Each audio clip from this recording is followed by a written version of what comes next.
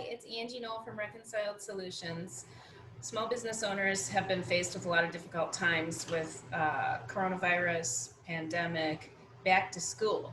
The latest is back to school, and I just am reaching out today to share some things that might be coming up for small business owners who have employees as it relates to back to school.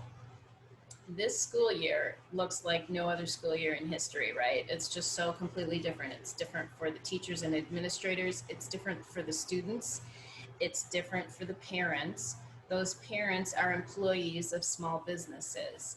And for the employer, that means we need to be respectful of the changes that are happening within the back to school community and making sure that we are utilizing the Families First Coronavirus Act, FFCRA, to help employees navigate their choices as it relates to back to school for their children. So I just wanted to reach out and point out some things that are going on with this. The first thing that I wanted to point out is that virtual learning does count as a school closure.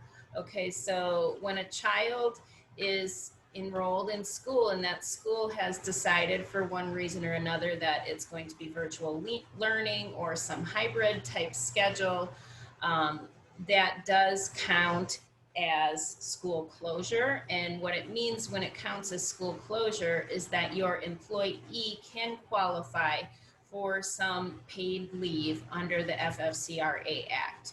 So it's different by how they want to utilize that paid leave, and you'll have to follow up with the FFCRA Act to get the exact specifics. But just know that if a employee who is also a parent is trying to rearrange their work schedule because their child is in virtual e-learning and they need to be there to support that child, that they have every right to take advantage of the FFCRA Act.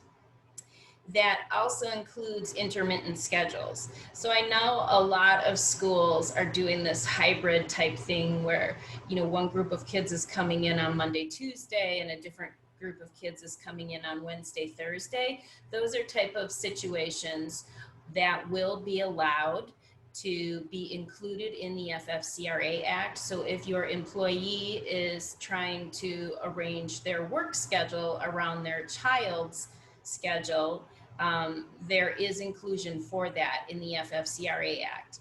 What is not included is if the child has the opportunity to be in school in person, they would not be qualifying then for the intermittent leave scheduling. So that is kind of how that works.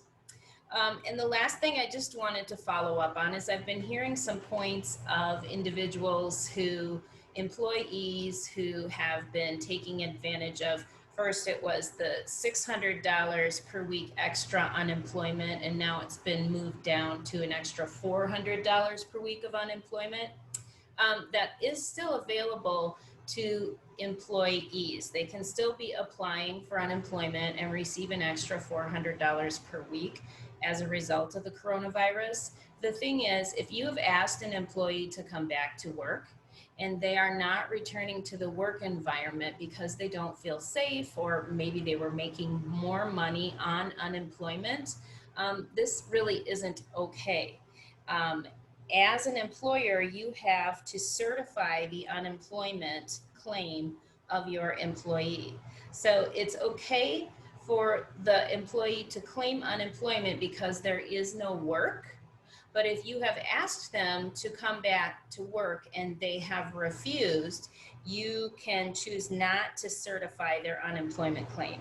That's how it is in Illinois. You're able to go to your Illinois Department of Employment Security portal as the employer, and you're able to find the spot where the certification is required, and you can choose not to certify your employee if they are refusing to come back to work. So I wanted to make that available to everybody as well.